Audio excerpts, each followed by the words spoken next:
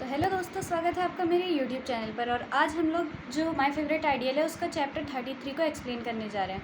तो इस चैप्टर की शुरुआत होती है लास्ट चैप्टर के सीन के साथ, जहाँ पे हमारा जो योहान होता है ना, उसने एकदम भड़ता कर दिया होता है जोआन का। अभी देख लो तुम खुद ही कितनी बुरी हालत के होते हैं, पर मज़े तो बड़े आते हैं। फिर उसके बाद क्या होता है, जो हमारा योहान होता है वो बताना शुरू कर देता है कि बचपन से लेकर अभी तक का वो बस अपनी मम्मी का एक पपेट बन के रह गया है। उसको सब लोग परेशान करते हैं स्कूल में, वो भी सिर्फ इसीलिए क्योंकि वो एक ममाज़ बॉय है।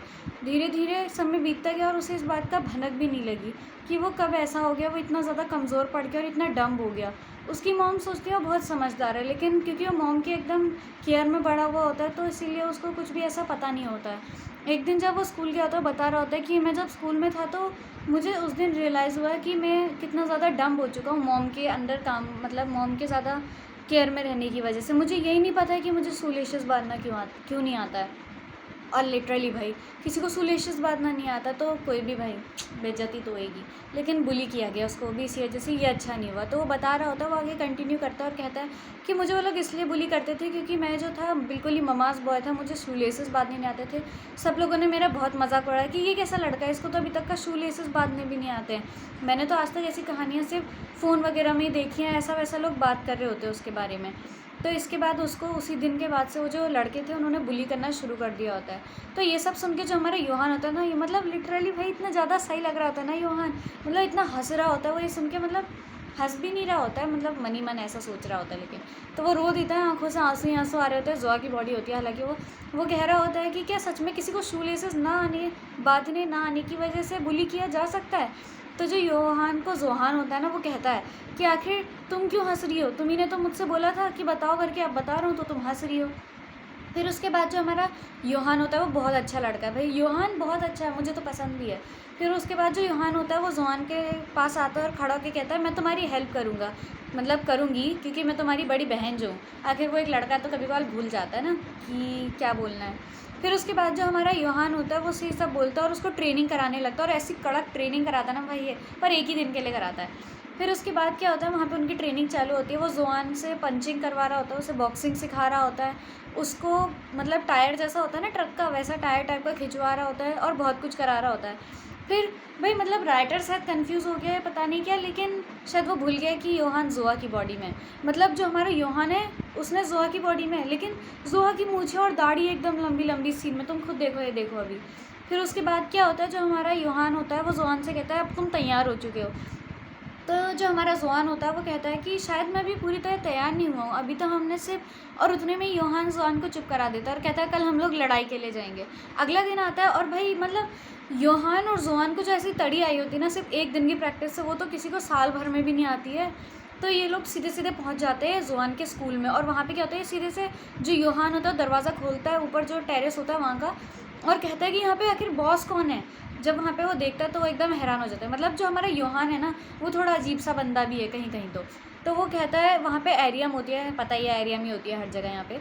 तो जो एरियम होती है उसके साथ बहुत सारे उसके चमचे वमचे होते हैं, तो योहान उनको देख के डर जाता है, सच में डर जाता है। लेकिन वो मनी मन सोचता है अब जोहान को थोड़ी ही ना दिखाएगा कि वो डर गया है। वो मनी मन सोचने लगता है कि अबे यहाँ तो बहुत सारे लोग हैं, अब क्या करूँ। तो वो कहता है फिर योहान जोहान से एकदम मन में एकदम हल्का फुल्का खुशफुसाते हुए कहता है कि अब प्लान बदल गया, ठीक है। तो ये सुन के जो जोहान होता है वो सोचता है कौन सा प्लान बदल गया, अभी तो हम लड़ने वाले थे, अभी लड़ने वाले थे ना, हाँ लड़ने वाले थे। तो जो योहान होता है वो एकदम एरियम के पास चले जाता है और एकदम मतलब अभी जो योहान ने अपना लुक्स चेंज किया है ना, ऐसा लग रहा था लड़ाई से सीधे दली बदल लिया उसने। फिर उसके बाद वो एकदम एरियम के पास जाता है और कहता है कि तुम कितनी बायस हो गई हो, मुझे तो पता ही था। क्या तुम्हें पता है कि वो लोगों का कितना बुरा चल रहा है, मतलब ये जो वो लोग वाला शब्द यूज़ कर रहा होता है, ये एरियम जिस क्या कहते हैं, जैसे ब्लैक बॉयज़ आइडियल्स का क्रू है वैसे ही एरियम जिस क्रू को पसंद करती है, ओपा कहते हैं जिनको ये लोग, उनको बोल रहा होता है कि वो लोग कितने बर्बाद होते जा रहे हैं। और फिर उसका एरियम कहती है आखिर तुम ये कर क्या रही हो, तुम्हारा दिमाग तो ख़राब नहीं हो गया, आखिर तुम क्या मुझसे अपना पंगा लेना चाह रही हो, हाँ क्योंकि मैंने तुम्हें परेशान नहीं किया, बुली भी नहीं किया। और एरियम सही भी बोली है, उसने तो बुली किया ही नहीं, तो ये क्यों आ गई। तो वो कह देती है कि क्या तुम मुझसे पंगा लेना चाहती हो, मैं तुम्हें मार डालूंगी। और उसके बाद जो हमारी मतलब हमारा योहान होता है वो कहता है कि तुम्हें पता है कि उनके तो गर्लफ्रेंड्स भी हैं, मुझे ये पता चला है, बेचारी तुम, अब तुम्हारा क्या होगा। तो उसके बाद जो हमारी एरियम होती है वो कहती है मैं नहीं हूँ बायस, मैं क्यों बायस होंगी, मतलब सही बोली है, वो क्यों बायस होगी। लेकिन वो भी एकदम करारा जवाब देते हुए कहती है कि तुम्हारा जो है ना, तुम हो बायस, तुम्हारे अलावा और कोई बायस नहीं है इधर पे। तुम जिस योहान को पसंद करती हो ना, वही योहान है। देखो वो हमेशा से एक मेन कैरेक्टर की तरह आ रखा है, तो उसने कभी भी बी साइड जो सॉन्ग्स होते हैं उनमें पार्टिसिपेट किया ही नहीं है। तो आखिर तुम कैसे कह सकती हो कि तुम बायस नहीं हो? तुम हो जो बायस है। और मैंने तो सुना है कि तुम्हारा जो वो योहान है ना, वो बैन होने वाला है। मतलब लिटरली योहान बैन होने वाला है। ऐसी बात सुन के तो योहान खुद हैरान हो जाता है कि मैं कब बैन होने वाला हूँ। तो उसके बाद जो योहान होता है कहता है हाँ मुझे पता है ये सब होने वाला है, इसीलिए हम लोगों ने योहान के लिए कैंपेन कर रखे हैं। जो हमारा ट्विटर है उस पर, तो जो हमारी एरियम होती है वो सीधे सीधे कह देती है कि क्या कहा ट्विटर पे, अरे तुम लोग के जो कैंपिंग वैम्पिंग में ये तो बस छोटा छोटा सा वो चलता नहीं रहता, आए दिन 2-4 नौटंकी वाला वही सब चल रहा है, जैसे रील्स फेमस होती हैं और फिर गायब हो जाती है, वही वाली हरकत है इधर पे भी। तो उसके बाद जो हमारा योहान होता है वो एकदम पगला सा जाता है। वो कहता है अब तो ये प्लान भी काम नहीं कर रहा, अब मुझे प्लान सी पे जाना पड़ेगा। और ये जो इसका प्लान सी होता है वो और ही अजीब होता है, एकदम दुनिया से हटके वाला। तो ये क्या होता है, ये कहता है कि मैं एक मेंटल डिसऑर्डर से जा रहा हूँ, मेरा दिमाग ख़राब हो रहा है और हाँ मैं बायस हूँ। और ऐसे करके गोरिल्ला की तरह हरकतें करता है, मतलब लिटरली सीरियसली वो गोरिल्ला की तरह हरकतें करता है। और उसकी गोरिल्ला वाली हरकतें देखकर जो हमारा जोहान होता है वो भी हैरान होता है, ये सिस्टर क्या कर रही है, इसका दिमाग तो नहीं हिल गया कहीं, या फिर एरियम से लड़ते लड़ते अपना ही नर्व से कंट्रोल खो गई। पहले तो हमारा जो जोहान होता है वो सोच रहा होता है कि वाह क्या लड़ाई चल रही है, क्या इसी को कहते दिमाग से खेलना, ऐसे ही वो सोच रहा होता है। लेकिन अब वो कहता है ये कितना ज़्यादा एम्बेरसिंग है, मुझे ये सब नहीं देखना, ये दीदी क्या करने लग गई।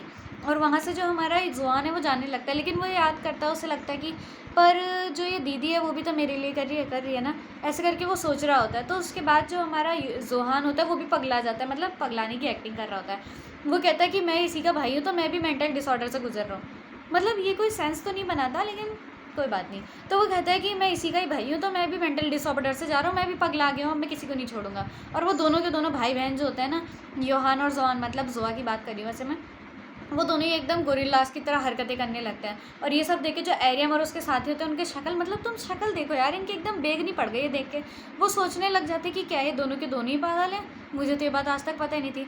लेकिन हमारे एरियम लोग कहाँ सुधरने वालों में से, वो तो पागलों को भी ना छोड़े, उनका बस चले तो लूट लेंगे उन्हें भी। फिर उसके बाद जो हमारे शाम का सीन दिखाया जाता है, वहाँ पे जो हमारा योहान और जोहान है ज़मीन पे लेटे होते हैं, और मतलब उनको इतना कूट दिया होता है ना एरियम लोगों ने, क्या बताऊँ, मतलब शक्ल ही बिगाड़ दी यार दोनों की, देखो तुम। और फिर उसके बाद क्या होता है, दोनों बातें करने लगते हैं, और जो जोहान होता है वो योहान से कहते हैं कि मुझे पता ही नहीं था कि आप इतनी ज़्यादा औसम हो दीदी, मैंने आज तक नहीं सोचा था कि आप इतने अच्छे हो, मुझे तो लगता था आप बस एक डम्ब इंसान हो, उससे ज़्यादा कुछ भी नहीं। लेकिन पता है आपके साथ आज मुझे ऐसा फील हुआ जैसे आप कोई, जैसे मेरा कोई बड़ा भाई हो, आप कोई बड़ी बहन या आप कोई बड़े भाई हो। और ये सुन के योहान को भी बहुत अच्छा लगता है, मन में लड्डू फूट रहे हैं उसके। तो जो हमारा योहान होता है वो भी लेटता है और आराम से कह रहा होता है क्या ऐसा है, चलो अच्छा ही है, अगर वो दोबारा बुली करे तो मुझे बताना, हालांकि हम पिट गए लेकिन कोई बात नहीं।